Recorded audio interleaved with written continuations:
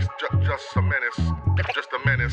Menace is sobriety, just a menace. What happened was, in 2013, my son died suddenly. Oh my God. Of sudden infant death syndrome. That was when my relationship with alcohol went from something that I wanted to something that I needed. People all around me were saying like time is a healer, and that's probably the worst thing they could have said to me, because time goes so quick when you're on the sesh. You know, over a period of time, I lost my marriage, I lost my house that I'd worked so hard to sort of pay for. Sleep quality gets destroyed when you drink. If you drink alcohol, it puts you right into that sleep straight away as a pass out, basically. Then you come up to that light sleep area straight away, and you spend most of your sleep in light sleep zone. I've written a book. Yeah. When I went sober, I thought I had this real urge to kind of like tell my story to the people. And I wanted to write something that was just where people like us could pick it up, read it. It's easy to read, and it literally tells you what I did and what you can do. That's why it's called Better Me, Better You. And I bought your copy, actually. Oh, go on then, get it out.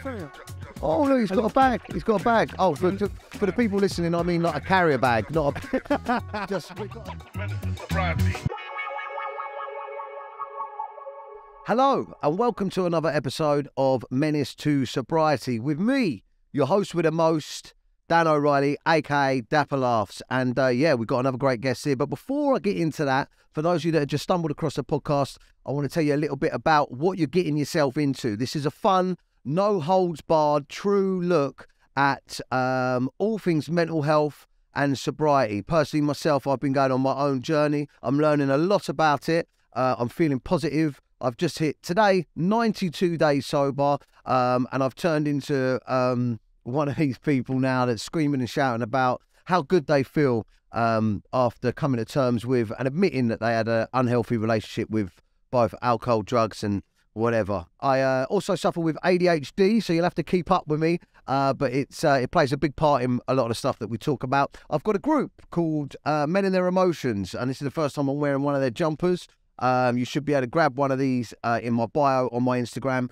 And Men and Their Emotions is a group that's, at the time of recording this, about 30,000 strong, full of men. You can go and join it. It's on Facebook. You just click join, and you can join all of the rest of the people on there and posting about what they're going through, and everyone's having a conversation. It makes you feel like less of a nutcase, as we all are. So yeah, boom. On to my guests. Let's have a great episode, man. I'm feeling the love in the room already. It's been really hard not to talk since we met. Matt Pink, welcome. Thank you, mate. Nice to have you. How are you? Now listen. Finally talk. Yes, I mean, we've been sat outside. This is the tough thing. Every time I meet a guest, if we sit outside, you know, if John, the producer, is late, as per usual, I'm joking. But if we're waiting outside and you're like, all right, how you doing? And, you know, really keen to talk. And I'm like, just shut up, because save it for the podcast. So we've got loads to chat about. But before we get into it, why don't you tell me, as if I don't know, for the viewers and the listeners at home, who you are and what you do? So I am the king cheerleader of the sobriety world. So that's why I've been on your case. I've been liking, following, posting you for the last few years since you've been trying to crack it. I started my Better Life Guy account 2 years ago. Yeah. Better Life Guy on Instagram. It's got quite a good following, and basically my job now full time is to help people to take a break from alcohol, or even to think about taking a break from alcohol, or to go completely 100% sober. Yeah. So yeah, that's me in a nutshell. Yeah, and you've got a book, haven't you? I've got a book and I've got an app, which we can talk about at great length, or we can talk about in a nutshell. But yeah, basically I've written a book. Yeah. When I went sober, I thought I had this real urge to kind of like tell my story to the people. Yeah. It just fell out of me, and I'm like you. I didn't do very well at school. Yeah. Like, I didn't think I had a book in me. You're fit. I didn't want to say that. I love that. Yeah, go on. But anyone can write a book, and it just started coming out of me, and it did really well. Went to number one in the Amazon chart in 7 different categories, and it's still helping people today. And I wanted to write something that was just where people like us could pick it up, read it. It's easy to read, and it literally tells you what I did and what you can do. That's why it's called Better Me, Better You. Better Me, Better You. Yeah, and I bought your copy, actually. Oh, go on then, get it out. Oh, look, he's got a bag. He's got a bag. Oh, for the people listening, I mean like a carrier bag, not a... Just, we've got to clarify that, because you never know when it's podcast. Oh, a nice pink jumper. With dry, there you go. Dry, that's your app, is it? We're going to play yeah, in a minute. yeah. Nice pink jumper. Thank you very much. That's for me, yeah? That's for you, mate. Love that. And So your very own copy. let's have a look at the book. Better Me, Better You, Matt Pink. Wow. Okay, so look, are you stuck in a hamster wheel of life? Feeling stressed, tired, unfulfilled, demoted, uninspired, just waiting for something good to come along and rescue you? Feeling like you want to do more of your life, but you don't know how, or you haven't got time? Well, you're in the right place. I'm going to help you escape the cycle of doom, and here's a guide to becoming a better you. So it doesn't even really, you don't even really mention alcohol on the back. It's just about better life, but yeah, better me, better you. It covers everything: spirituality, exercise, nutrition, mindset. Yeah. But alcohol is the fundamental thing that gets everyone in the room. That's once people do that, then the world's your oyster. Yeah. But now my job's more about helping people do the first bit, because then I can also help coach people to become a better version of themselves throughout the other things as well. So mate, I completely get what's happened to you, because the same thing happened to me. You start to feel strange when you become sober, don't you? Yeah. You start this one, you get loads more time on your hands because you're not tired, you're not hungover, you're not aggy, you're not drinking, so you've got your evenings. Secondly, you wake up and you start like, the more the days go on, the better you start waking up going, oh fucking hell, life's actually all right. Like I recently, at the moment, I'm waking up and I'm going, why am I fucking pissed off a bit?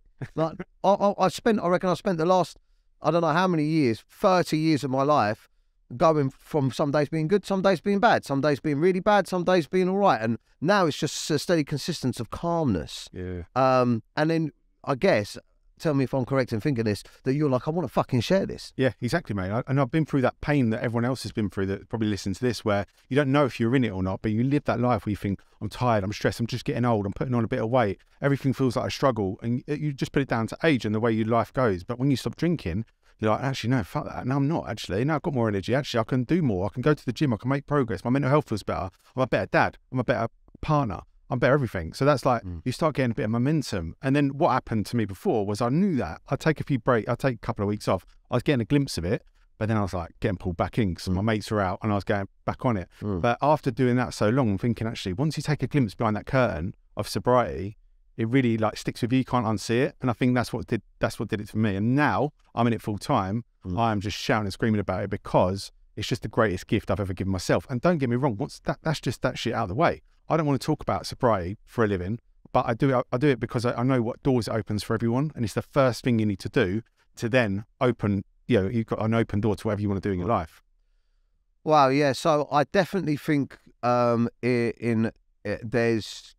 this is why you can't just, sometimes it's difficult, or for me especially it was, to just go, boom, I'm stopping. You can't like, boom, I'm stopping drinking. Yeah. Like you said to me when we were outside briefly that you followed and this is very weird for me because although I know that I've got millions of followers across my social media, it's very difficult for me to identify with them individually. So sometimes when I see people individually and they come up and they go, oh, by the way, how was your holiday in Spain and your wedding looked fantastic? I'm like, who the fuck are you? But you said to me, oh, I came on your sober journey with you last year, and then you was a little bit disappointed when I hate to say relapse because it makes me feel like an alcoholic, which I guess, if you can't give up drinking, if you're struggling to give up drinking, then I guess you are. But just talk me through how that looked from your perspective, because I'd be interested to know that. It was really interesting. So obviously I started following you because you were a session, and that was the appeal. You're funny, you were drinking, you were doing gear and all that. That was what was funny about it. That's why I followed you. And then I stopped drinking, but I still followed you because you're actually still quite funny every now and again. But fucking hell.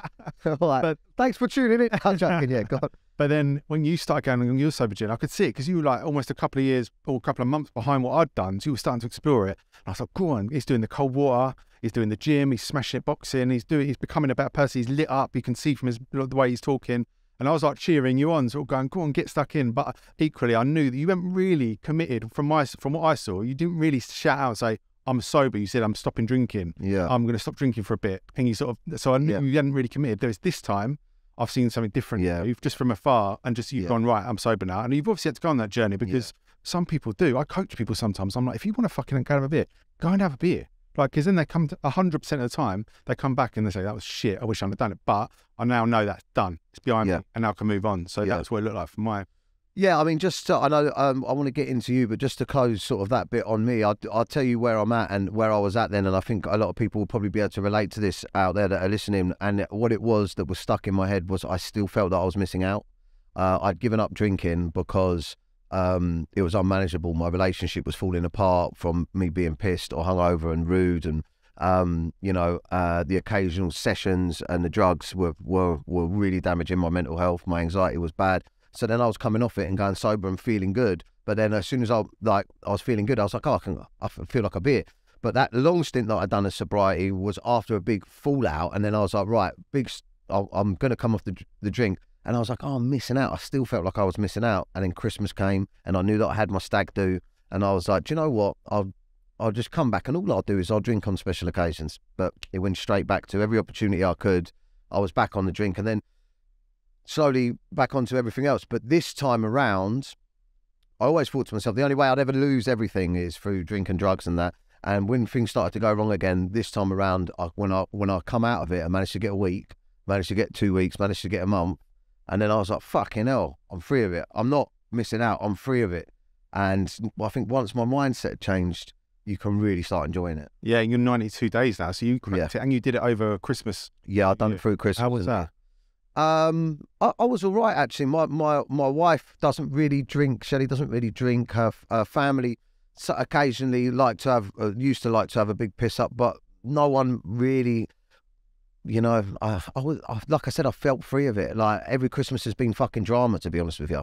Most Christmases have been drama for the last however many years, because at some points I'd get too pissed or someone else would get too pissed or something would happen. And so it was nice to just have the most relaxing, calmest. The Christmas was about the kids. So yeah, as it should be, innit? Yeah. Anyway, enough about me. I don't like talking about me. I don't like it. Let's get into you. So, all right, Better Me, Better You. That's the book, guys. Go check it out. There you go, Better Me, Better You. I mean, you're very colourful. Like, is this like a reflection of your personality? Name, innit? Matt Pink. Matt Pink. So I've got to keep Must have been tough at school a bit, was it? Yeah, it was a little bit, yeah, to be fair. But now playing on it. Yeah, good. And you've got this app. Tell me quickly about the app, and then I'm going to get into Yeah, so the app came about because basically I wanted to do something on a big scale, because I was getting, my Instagram started to grow and loads of people were asking me to help them, and I trained to be a coach, and I am a coach. What do you mean by coach? Like a life coach? An alcohol-free coach is what I trained in. So I trained in coaching, then I did an alcohol-free module at the end of it, right, so I can help people to stop drinking. But obviously that comes at a price when it's one-to-one. So I wanted to help people on a bigger scale, and I wanted to help people for free. Right. So we built this app. It took me 6 months. I put my career in the bin last year in April, which was a really good career and a good job. And I put myself 100% like out of my comfort zone and just went, right, I'm going to go for it. So the last 6 months been building this app. It's free, and it's already helping 7,500 people in the first 4 months. And the idea of it is, again, colourful. It's like fun, positive, vibrant. It's got live videos in there. It's got good events in there. It's got new merch in there, which you can see from this. And the idea of it is it's something I wanted to create something that people wanted to be part of, not something people had to be part of. What do they do on the app? So there's live videos every morning. So interactive live videos where you can watch and just get motivated about why you should be not drinking, what you do for the day, mindset shifts and all that sort of good stuff, self-development. But then within that, there's a community. So it's like Instagram. You've got events that we do online and offline. Some of them are free as well. So we've just been to Scotland last weekend. Me and my co-founder, Andy, we flew up to Scotland, met the community that was in Scotland, did a little walk with them, had a little cuddle, went for a coffee with them, and then flew back. So went to Glasgow and Edinburgh. We're doing that in Dublin next month. So we're just trying to bring the online, offline, but also do it the other way around as well. So we've got all bases covered. And we're just going to grow this thing. We want it to be like the biggest name in alcohol-free space. Because why wouldn't it be? It looks good. It is good. It's current. It's live, and it's free. Fucking hell, mate! You should be a salesman. I want the app. No, lovely. Okay, cool. So you're you know, that's important. I think. Do you know what I love that you keep saying, like fun and colourful and da da da. So for me, that's what my concept on the podcast was. You know. It's so dangerous, the thought of, for people, it's so dangerous for people to think, oh, I'm an alcoholic, oh my God, I've got a problem, da da da. And sometimes that thought alone can stop people from drinking, because, you know, when you go to a party and you go, oh, no, I don't drink, they go, oh, why, what's wrong with you? Yeah, what have you done? Well, you've done a bit of time inside. Yeah. You know, it's almost in this world, it's almost considered weirder that you don't drink than you do. It's the only drug on the planet people think you're stupid for not taking. Yeah, exactly. Do you know what I mean? So I think that if we can, with what we're trying to do, if we can make sobriety like just another part of well-being, do you know what I mean? Another thing that you can do for yourself. And I feel like that's kind of your message, isn't it? Mate, I'm trying to carve out a space. So before, if you stop drinking, you're either pregnant, boring, or you've got to go to AA. Yeah. There's no other place for you, really. Yeah. So I'm trying to like carve out a space where it's actually, I want to give up drinking. And I'm not for people that are like putting vodka on their cornflakes. I'm for people that just fucking want to have a better life and just actually fed up with the session. Usually it's like 35 to 45 people, age people. Yeah. And they come on board and actually they see this thing, they see it's alive, they see it's current, they see the benefit they get from it, and they see themselves in a house. They're in a place, because before, like you say, if you want to stop drinking, what do you do? Where do you go? Who are your people? Yeah. And you're always the only person in your family. You're always the only person in your friendship group That's why we built Dry, because we want to build a community where all the only people can come together. Yeah. And when they do, it's magic. When we've done events, like you straight away, the minute one, everyone, the volume's up here. It's not like going to an event where everyone's boozing and everyone's sneaking off to the toilet and it's quiet for the first hour, but then it's fucking raucous, like hour 3 and it's carnage. This is like straight away, people come in, everyone has a hug, we have a coffee, we have a chat, everyone goes home by dinner time. Yeah, and I think that there's, you know, I'll get into other bits and bobs a bit later, but I think that there's definitely one of the things that I like the most about sort of sorting my shit out is it makes me feel like my shit's together. Do you know what I mean? I've got less guilt, less shame. And I saw someone put a video on TikTok a little while ago, like this geezer put a video on TikTok saying, you know, he was running and he was like, you know, all my mates say, oh, you know, I'm not a lad because I'm not doing that. No, do you know what a real man is? A real man's a man that gets his shit together for his family. And it is so difficult out there because I think a lot of lads, especially lads, they work their fucking asses off all week long. The times might be difficult money-wise and stuff like that. They might have broke up from their missus. They might have problems seeing their kids. They might be going through all this stuff. And a lot of lads equate, and this is what I did, drink and drugs to their only source of, this is me time. This is for me. Do you know what I mean? Yeah. Like, do you know what? I've worked my ass off all week. I'm going to go and get on the smash. And do you know what? If I want to get a little gram in and something, so what? And I can completely understand that mentality because for me, when things were hard, I was like, I'm getting smashed. But when things were good, I was like, I'm getting smashed until it was like, do you know what? It's a bank holiday. I'm getting to, or whatever. And I think that once the thought of taking that away from someone is hard to fucking comprehend. Yeah. But if you can get into the mindset of realizing that makes you feel worse and that there's better ways to feel better, then I guess it can work. And a lot of the time people have been through that, like, so for me, I've been through my own trauma and that became, because that's what I did for a good time, that's what I did for a bad time. That's what I did with trauma, and that's dangerous when that happens. Yeah, let's get into that. Yeah. Yeah. So, yeah, right. I want to just stop because otherwise I'll just end up talking loads and loads and loads. Right. Just because I've got a couple of questions here. Why did you go sober? So, well, I went sober because I grew up like a normal lad, like drinking with my mates, all the usual sort of sesh at the weekend, whatever. And that sort of period, as I got better at my job, more money, had more responsibility, got married, had kids, you know, felt really good, felt like I was flying, felt like I had it all under control, really. Although probably looking back, I'm not sure I did. And then sort of, I had it all really. I had 2.4 children, I was married and I was fairly happy. And then... Was you, at this point in your life, was you drinking a lot or was you using... drinking... Or just normal lads? Just normal lad. I was just a normal lad. Just not pissed every now and then and maybe a bit of packet. Yeah, exactly that. And then what happened was in 2013, my son died suddenly. Oh my God. Of sudden infant death syndrome, which is like cot death really. But he was 4.5 months old, so you sort of like feel like you're out of the woods with that. But he was quite old for it. And that was when my relationship with alcohol went from something that I wanted to something that I needed. And I remember that night coming home from the hospital thinking, the only thing I was thinking really is there beers in the fridge at least. That's the only thing I could like focus on. And then people all around me were saying like time is a healer. And that's probably the worst thing they could have said to me because time goes so quick when you're on the sesh. And so I was thinking, right, let's just get on it. And then days, weeks, months will pass and I'll come out of it. But what happened was I did that and I was still functioning. So I was still going to work and I still had a good job and I was still doing all the good things. But as soon as I was finished, I was straight back on it. And that ended up, over a period of time, I lost my marriage. I lost my house that I'd worked so hard to sort of pay for. I lost everything. And I ended up with sort of literally a bag of clothes. I didn't know where I was going to be that night. And it was sort of got to that stage. And that was all a result of that sort of downward spiral. And what you were saying about the go-to. So the go-to for good, the go-to for the bad, and the go-to for the trauma. And it's really the trauma which catches people out because you think you've got it under control till someone dies and then you fucking lose your shit. And then you end up like with a bag of clothes. You go from having everything to having nothing quite quickly. So that was kind of where it led me over a period of years, really.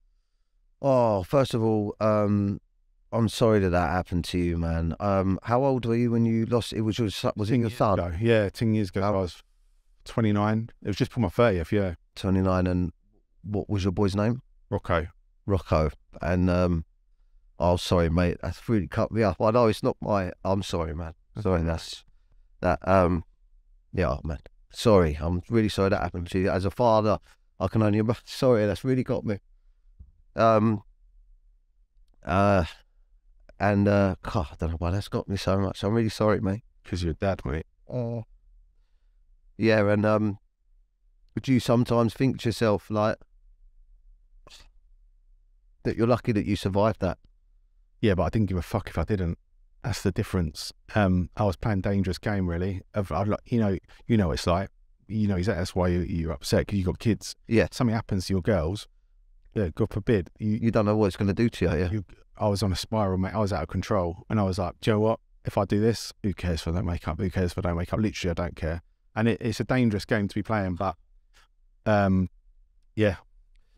I think, sorry, man, that just really got me, that did, because I can just imagine myself being you at that time and coming out of the hospital and just think, like, the only thing I can relate to it, and I can't really because it's nowhere near the same, but when I lost my father, it was just that just weeks and weeks and months of just, I don't know, not even being there. Do you know what I mean? And I was drinking and using heavy after my father passed away, because I can remember just thinking to myself, well, fuck you then, to the light. Yeah. Like, fuck you. If you're going to do this to me, then fuck you.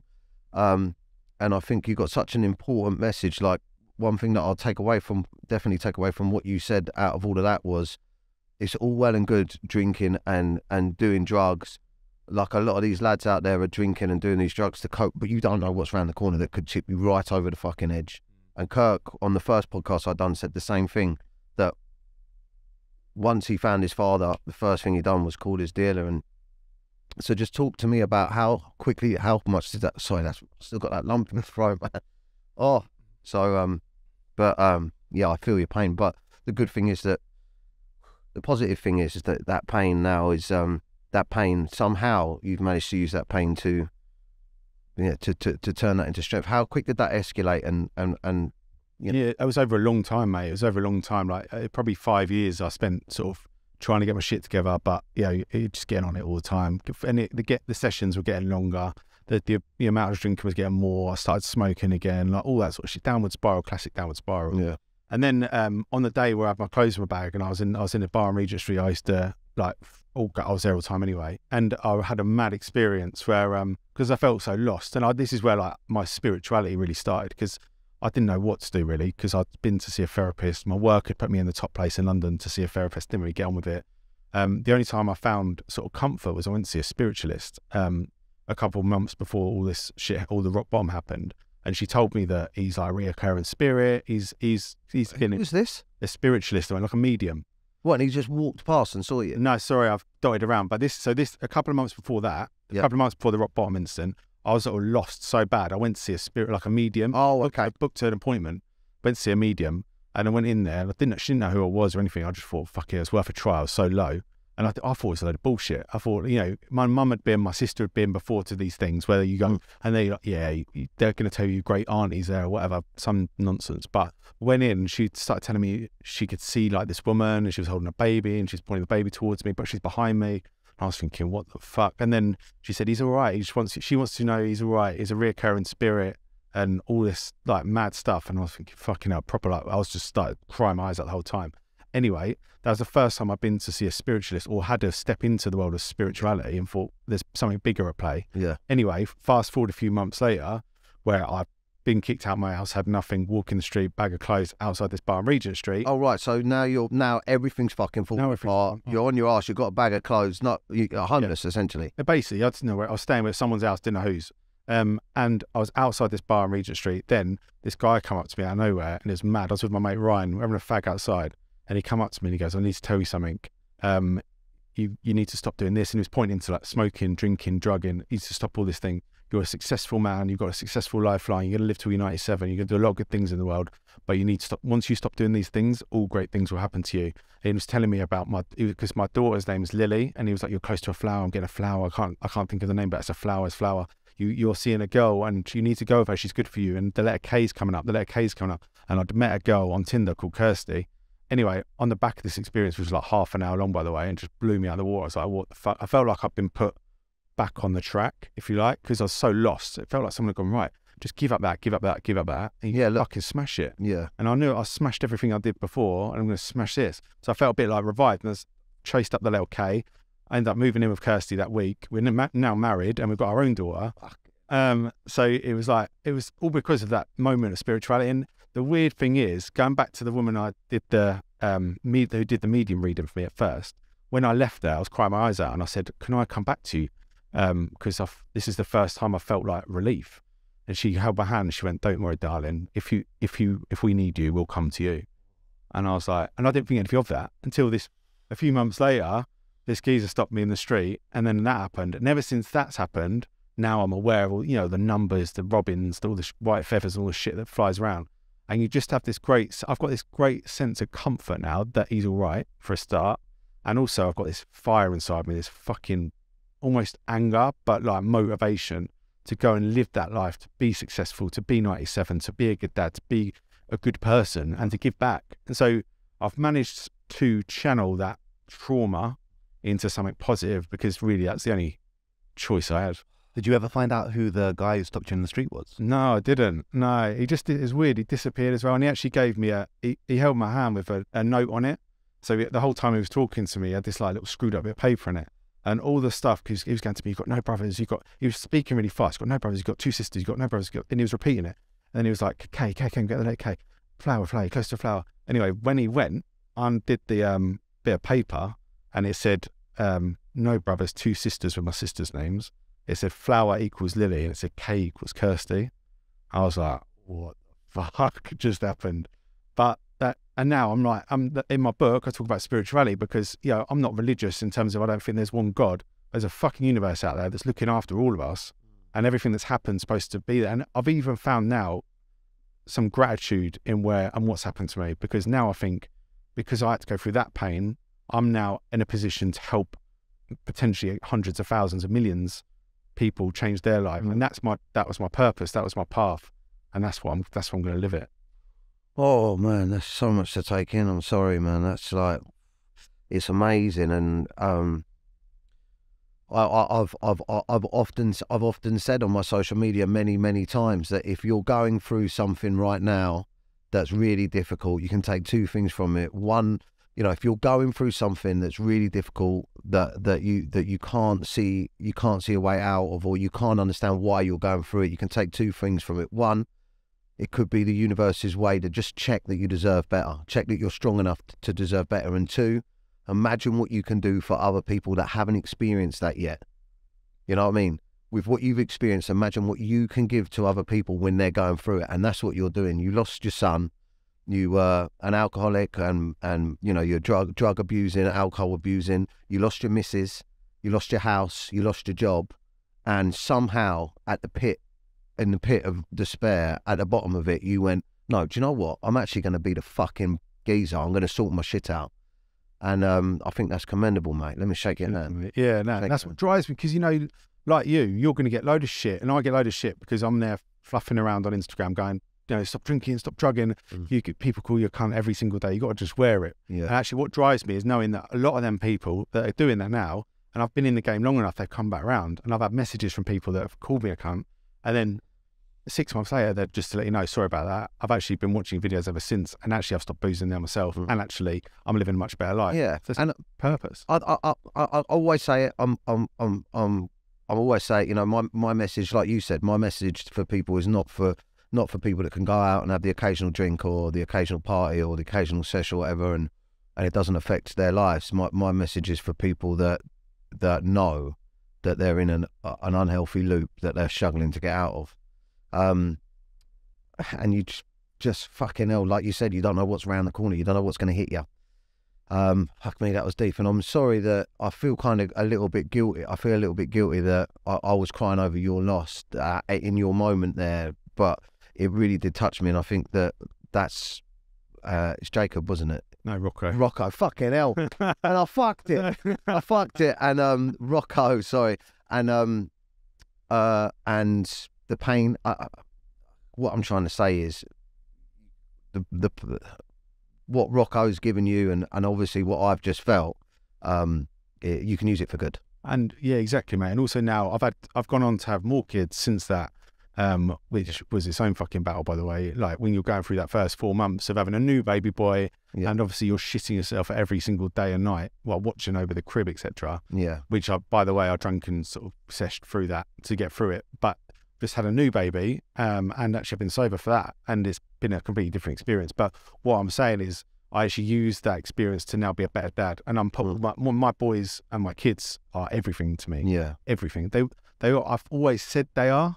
Yeah. Like most dads. Yeah. They're everything for me, but they're in the boozer or not coming over Saturday night or whatever. No, yeah. Whereas now they actually are everything. Yeah. Like every single football practice, I'm in there with them in the morning, playing with them. When they get home, I want their level. What did you do at school? How is that? What's that in your book bag? That's brilliant, mate. Well done. Go on, son. Smash it.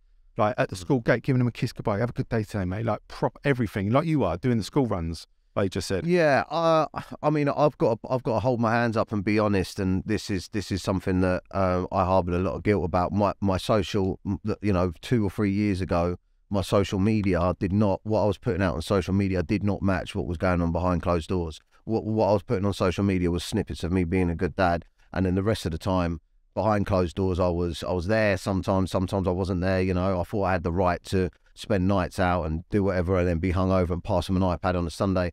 But now, touch wood, and forever, my social media, what you see on social media matches what's going on at home, and I don't have that guilt and that shame. And I know what you mean. You are a completely different person when you wake up after 92. Like this morning, I woke up after 92 days of sobriety. When you wake up and you are like, "Woo!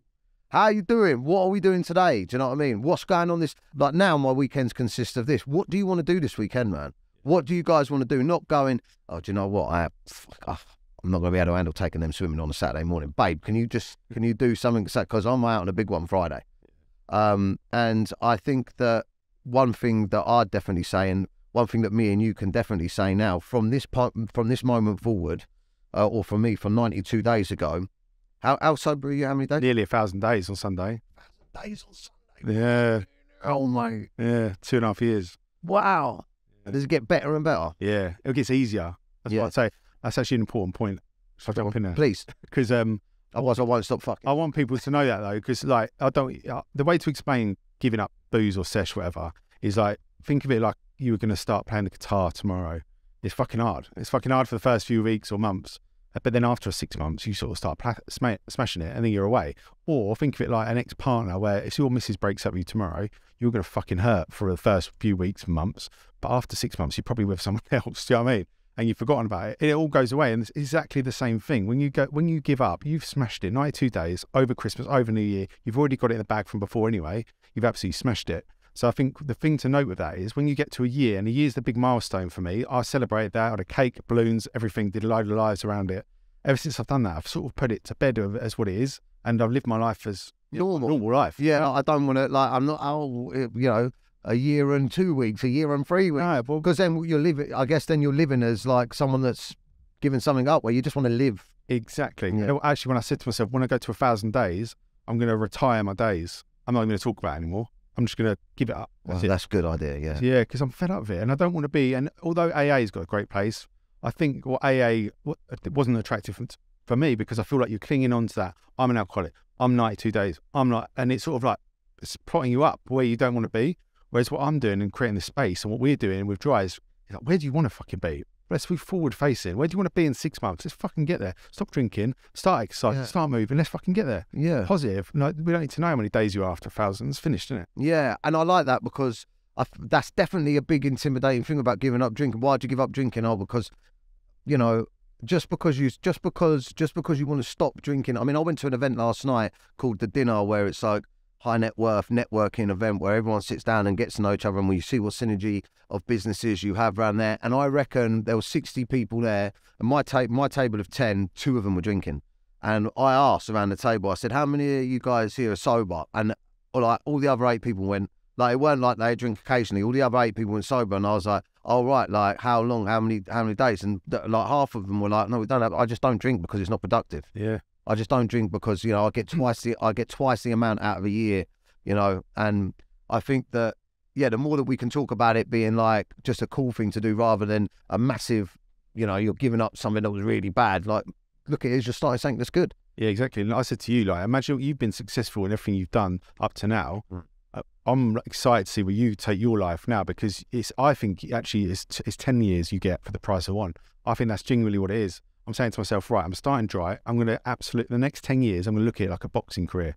like boxers do. They don't drink. They're machines. They go to the gym every day. They live and breathe it. I'm going to do that for 10 years. 10 years with me, with my drive and passion, with no booze, no drugs, nothing. That's a whole person's lifetime and what I'm going to get out of that. And I honestly believe that as well. And I think knowing how unproductive we were before, we're both successful in our own right. And still getting through it. Still achieving stuff. Yeah. Now you've come on this side, you're going to fucking smash it, mate. I'm really excited to see it. Thank you. I really appreciate that, Matt. And one thing I will say that is true, you know, you talk about the spiritual side of stuff. I don't know what it is. I try and talk about it. I try and sort of describe it, and I can't really describe what I'm talking about sometimes because I can't put a word on it. I'm not really religious, but it's more like university kind of stuff for me. And I honestly, even starting this podcast, so the day that I decided to start this podcast, I met the producer, John, over the back there. John, give us a wave. That's John. Unfortunately, he's not single, ladies. There'll be a lot of ladies like straight away in the comments. Cool. It's not a piece of meat. But there are no ladies watching this. No. Yeah, I met John and through John, you know, John was really excited about the podcast we're doing, and he was like, "Oh, you know what? You'll be great for this TV show." Got me on the TV show, and then through that, somebody had seen me and has got me on other things. Me and John are working on a film now, a mental health film, and I've had in the space of like the last 3 years, I haven't had any opportunities drop on my lap, none at all, no opportunities fall on my lap. Everything that I've done in the last few years has been like I felt like I'm fucking clawing and trying to do this and trying to do that and trying to get this opportunity and then like fucking working, sesh, drinking, recovering, trying to work. And since I've gone sober, it's been like, oh, there, how about that? Have that. I'm like, fucking hell, if this is what happens when I'm putting good things out, do you know what I mean? It is, man. You're helping people. I think that's the biggest thing you can do. You're helping people with your new project, with the men's project. I think that's exactly what you need to do. Once you start giving back, helping other people, the world starts helping you. I'll open a fucking orphanage, mate, at this rate. Fucking hell, win the lottery. No, I'm joking. All right, cool. So, yeah. What else should we chat about? What else you got going on in your life? What's next for you? Talk to me. I mean, I think what'd be interesting, actually, is, because you said you do a bit of coaching. How about this, then? Imagine I've come to you and I've said to you, right, I'm drinking like big sessions on and off, doing a little bit of packet. My missus is pissed off with me. I don't know where to turn. What advice would you give me? The things that I always find, is that it's not, the problem is never the problem. So you only have to ask a couple of questions to get the real problem. Actually, why are you doing it? Because I'm running away. Well, let's actually treat it as if I was still in the mix. Right. You know what I mean? I'd have to imagine I'm a little bit fatter and a bit more aggy, but imagine I was still there and this is a session, so let's do it. So why are you drinking? I drink when I feel stressful. It's the only way I feel like I can really switch off from everything that's going on in my life. If maybe it's a bit like escapism, like. Yeah. Do you know what exactly you're escaping from? No, God, that's a deep question. Maybe let's not do this live. That's two questions, and you're already going to tell me what the problem is. Yeah. So it's not about drink and drugs, because that's just a side of it. Yeah. Also, what I will find out from you, if you were sat in that room, is you haven't got a clear vision of where you want to be. That's the other thing, especially with men. I ask that 100% of the time. They're always going to say they've done it. If I say to you, tell me exactly where you want to be this time next year and where you want to be in 5 years, and I want to know exactly. Every time, I'm like, fucking hell, maybe a bit better, maybe a bit healthier, a bit more money, a bit more this, a bit more that. It's like, oh no, let's fucking get. And this is where I've worked with Rob Heisey, and I'll give him a shout out. I've worked with him personally, and we've done a few things together, and he's genius at this. Let's create a vision, and then I can put people in meditation, and then let's shut your eyes and let's get into where you want to be. Let's imagine in a year's time. Tell me exactly where you want to be. Let's imagine it. Let's look, feel what you can feel, see what you can see, hear what you can hear. Get them in the moment. Then like shoulders drop, and they get start. Actually, yeah, it feels nice. Then you can start reverse engineering that. Well, what do we need to do? What steps do we need to do to get you to that vision? And it might be as simple as read one page of a book, and then you're off. You're off in the right direction. But people just don't have direction. And it's like getting in a car and not knowing where the fuck you're going. So you got to have two things for that. You got to have the pedal to get you there, and you got to have the direction, the sat nav. And people are driving one without the other, so they're giving it 110%, but they don't know where the fuck they're going, or they've got this vision, but they're doing fuck all at home. So you marry the two things up, and you're off. That's why maybe men can really get a sense of fucking putting everything in and getting nowhere. Yeah, exactly that. exactly it. Yeah. If for instance I was to say in that situation I was like, I'm just drinking because I just need a break from my life every now and then. Like everything feels a bit shit sometimes, and when I'm smashed, or high or whatever, then I don't have to think about everything. What would the response to that be? Yeah, it'd be the same sort of thing along the lines of like, what is it that's shit in your life, and also how does that help by drinking? How do you feel after you've drunk the next day? How do you feel about those things that were shit? Same. Again, it's the same thing. It always goes backwards. But then my work and where I've been successful and where like is that positive, forward-thinking outlook on things. Let's create a fucking vision. Let's go forwards. I'm not trained to fucking sit and talk about sit in a pit of your own shit. I say I don't want to know what happened to you 20 years ago. I want to know where you want to be in 20 years. I like that. Different mindset. I and I'm only saying this because this is not bullshit. But I honestly felt that when I was in the midst of it, I really felt like my friends are fucking funny, some of my friends, and my friends are proper sesh heads, but most of them seem to be able to maintain the occasional piss up and session and go weeks and weeks and weeks without it. And, they don't argue with their missus or fuck up work and stuff. So, and one of my mates always, my social media would be like, Thursday, Friday, Saturday, like I'll go a bit quiet and you'd hear nothing from me on Sunday, and then Monday, Tuesday I'm talking about mental health. Yeah. Do you know what I mean? And I'll be going like, if you're suffering from like feeling down and, feeling a bit worthless, I'll wake up and I'll go, do you know what, everything's getting on top of me and that. And I've been on it all fucking weekend. Yeah. And one of my friends, Snoop, pulled me aside once and he was like, isn't it funny that you're always a mental health advocate on a fucking come down? Right? And I was like, and I looked at it and I thought to him, but I never fucking put it all together. I never put it all together, even in the midst of it. And now, I'll be honest with you, I feel a little bit fucking stupid because I've come out the other end of it and I almost feel like I don't want to say miss because I don't miss it, but I almost feel strange that I'm not having mood swings. I'm not having big ups and downs. I'm not feeling depressed. I even feel like, in a weird way, and this will make me sound really stupid, that the trees and the grass and everything feels brighter when I'm walking around. Sometimes I'm walking around and I'm like, I feel kind of strange that there isn't a slight tint in how I'm feeling. Do you know why that is? Because basically everyone's got a baseline, right? How you feel, how much you weigh, how much you can push, all that shit. You've got baseline. When you drink and do drugs, you lower your baseline, so you're at minus 10 all the time. And the problem is with drinking drugs is when you're drinking it takes you down, it takes you up, takes you down. If you're drinking 2 or 3 times a week, you're basically always in a baseline deficit. So you're always paying it. What does baseline mean? Like, you have a baseline. So now your baseline's your true baseline. So you should be able to smell the flowers, see what's out there in nature, but you don't because you're in a negative baseline. So you're sheltered, you're contracted, you're in this body language is all like this, and you're thinking the world's against you. But you never get out of it because you don't have 2-3 weeks off the booze where you start peaking. I call it like getting a leg outside the jar. If you imagine everyone's inside like a glass jar, when you go sober or sober curious, you start having a leg out or a face out and start looking at what there is. Once you come out of the jar, you see everyone else in the jar and you think, what the fuck are they doing? It's mad. What is everyone doing? It's so obvious, isn't it? But you don't know that yourself until you experience it. So I think when people start to get into a positive baseline or find their actual baseline, they start to feel good. You start to notice the things in nature. You start to take note of things that you should have done. You start to feel better every day. And that's just you elevating your baseline. And the good thing about that, by the way, is when you get to 1,000 days like I am, that just gets higher and higher. So you become more and more in tune with everything, more and more in touch with nature, more and more relaxed when shit happens to you. So it just gets better and better. It's just an evolving thing. Yeah, I'm definitely going through this with my wife. Me and Shelley. Shelley's my wife is Northern, right?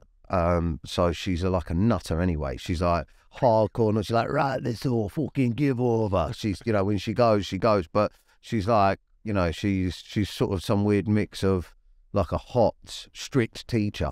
You know what I mean? It's weird, but she'd kill me for saying that. Don't cut it. This is a bit that'll go viral, but yeah, I don't get her to dress up as a teacher or anything. I'm just saying that she's like the authority of. Anyway, as you can tell, I'm quite scared of her. She, me and her used to clash. Like, we used to clash where she'd just say something, do you know what I mean, that needs to be done. Like this morning, she come downstairs this morning, and it's another thing. I left Essex this morning at 4:30 in the morning, got in my car and drove all the way home because I stayed in Essex, drove all the way home, and on the way home I'd scheduled a load of calls, like from people that, I've got a couple of things happening or whatever. And I said, yeah, call me tomorrow morning at 5 o'clock in the morning because I'll be on the motorway. And then another one, I was like at 5:30. And these two people messaged back going, bro, seriously, like I don't get up till 7. I was like, well, if you want to talk, that's my spare time tomorrow. So I was driving and doing this. And while I was doing it, I was thinking, this time last year, you know, I would not be in the car now. If I'd been to Essex the night before, I probably wouldn't have been making it home anyway. But when I come in, Shelley was like, I'm digressing a bit, but Shelley was like, you could take a couple of the big filled bins out of the black bin, could you? And the one in the bin, and you couldn't take it to the dump and, you know, just drop it down there, could you? And I was like, why? And she was like, well, because somebody forgot to put the bins out this.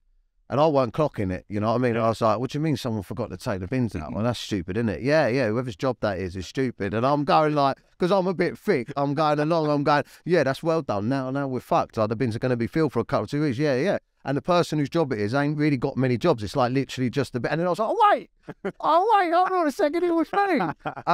But I saw the funny side of it. But even when I was picking them bins up, well, actually, I'll tell you the truth. I said to her, look, maybe I'm a bit busy. I'll do it like the next Monday between 4:30 and 5:30 in the morning if I've got time. No, but I had this moment of clarity afterwards, and this isn't bullshit, where I walked away sort of laughing, and I thought that would really have fucked me off about 6 months ago.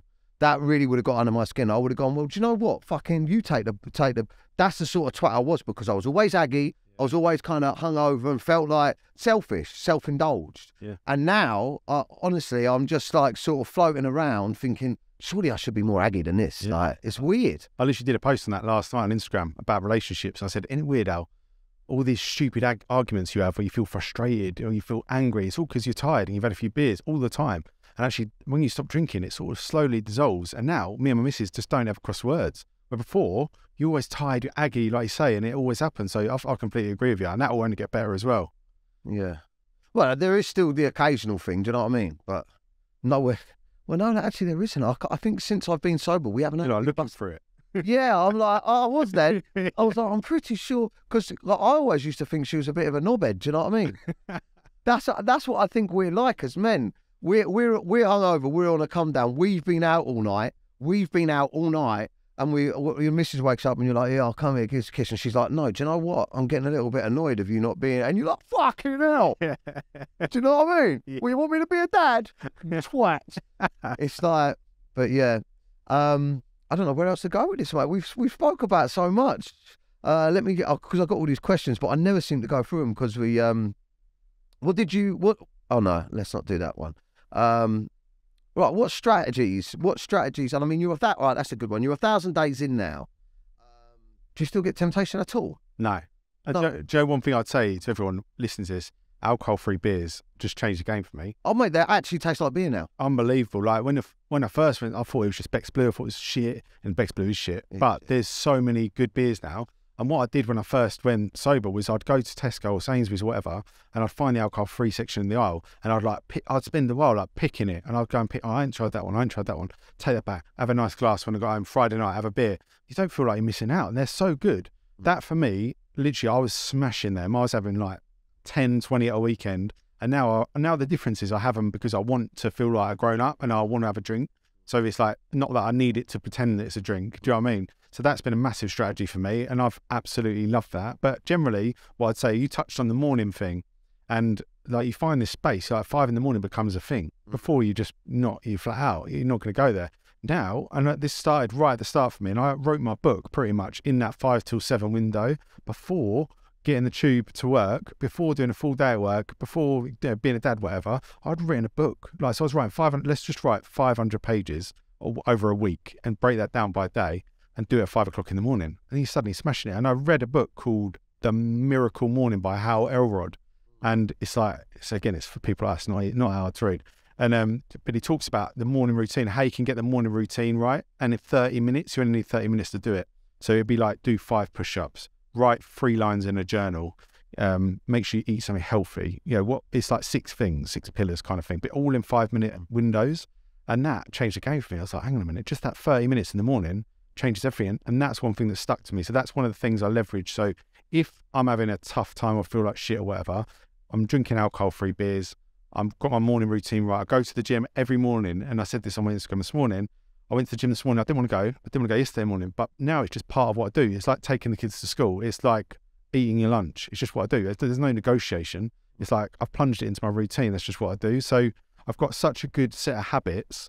They're going to lead me to my end goal, my vision, which is quite exciting, which is what drives me every day, along with that sort of internal anger. So that's my strategy, really. That morning routine, eat well, clean well, train well, and keep reading, keep learning, all that sort of good stuff.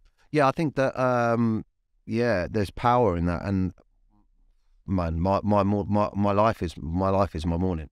My whole life is my morning. Like what I manage, what I feel like I achieve before my kids wake up, to me is fucking unbelievable. And by the time my kids wake up, by the time I walk back in from the boxing gym, because I go either running or boxing. I box 6 days a week, and I run on the Sunday.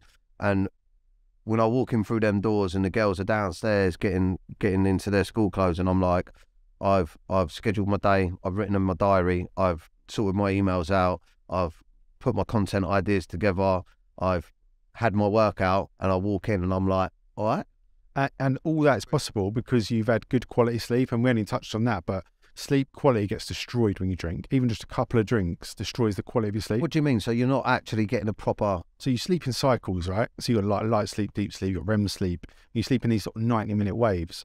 And a part of each 90-minute wave is a REM sleep, which kind of, if you think of it like it's sort of filing away all your shit, like your inbox, you're filing away in your head while you're asleep. So you wake up in the morning, if you've had good quality REM sleep, you wake up refreshed. If you drink alcohol, it puts you right into that sleep straight away as a pass out, basically. And you come up to that light sleep area straight away, and you spend most of your sleep in light sleep zone, which means you're going to wake up for a piss, makes up you wake up and your mind's raging, you're not getting good quality sleep. So while your eyes are shut and you're doing the time, it's not the quality, and it's the quality of sleep that matters. So you'll find, because you don't drink, you go to bed, you'll sleep, you don't need 8-9 hours. You can get away with 6-7 because it's good quality sleep. You wake up feeling great, and then you've got all that energy in the morning. So that was another thing, by the way, that kept me off the booze. Because when I don't know if you noticed, your sleep quality's been better. I love it. I love my bed. Yeah, I love it. See, I love it. I put the kids to bed, and this is pathetic, but I put the kids to bed at 7, and me and the missus go jump straight into bed. Yeah, it's amazing, isn't it? Yeah. And you find, and then you don't need as much, and you're winding down properly. And if you nail the evening part as well, if you like no screens before, if you read a bit, you can really start refining it. And so now I track my sleep, and it's perfect, which means I don't ever, that's one thing that will just prevent me from ever drinking again, because I don't want to sacrifice that alone. Yeah, I do think to myself, it would be so devastating if I drink again now. Yeah. Do you know what I mean? Like, for the progress I've made,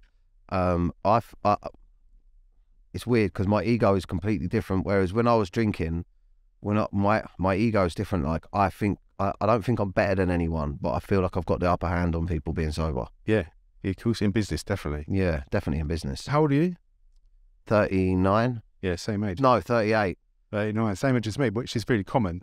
But also, the way I'm looking at this is, right, 40 years old, I'm going to be this, I'm going to do that, I'm going to this. My 40 to 50 is my 10 years I spoke about earlier. But I can put that chapter of the sesh, of all that, and do you know what, with a smile on my face, I had some fucking mad times and some brilliant times.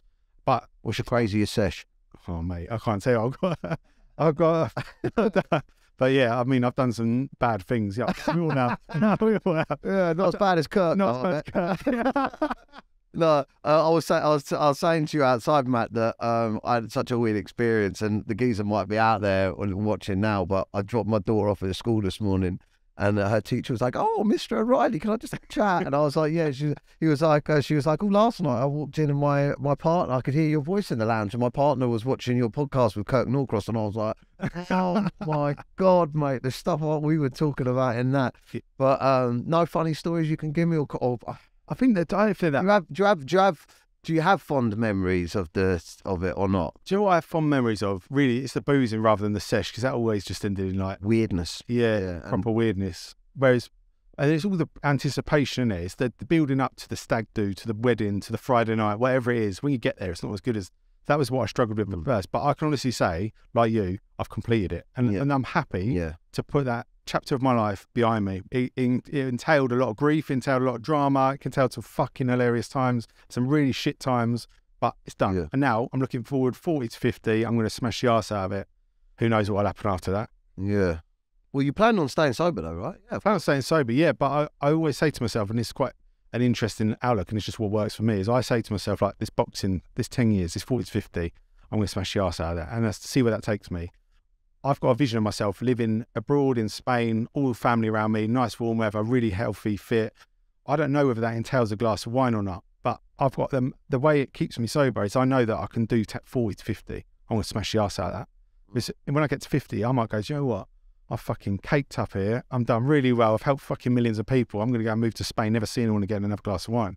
Who knows? And I think that's enough of if I say to myself, you're never drinking again, I find that difficult. So I've found this sweet spot and this little vision that's kind of get a little bit naughty, like, I'll come back to you in a bit. I don't know what, but I know now, I created that when I first went sober, and I know 2.5 years in what benefits I now will live. And I know in 10 more years' time that I'm not going to go back to it in reality.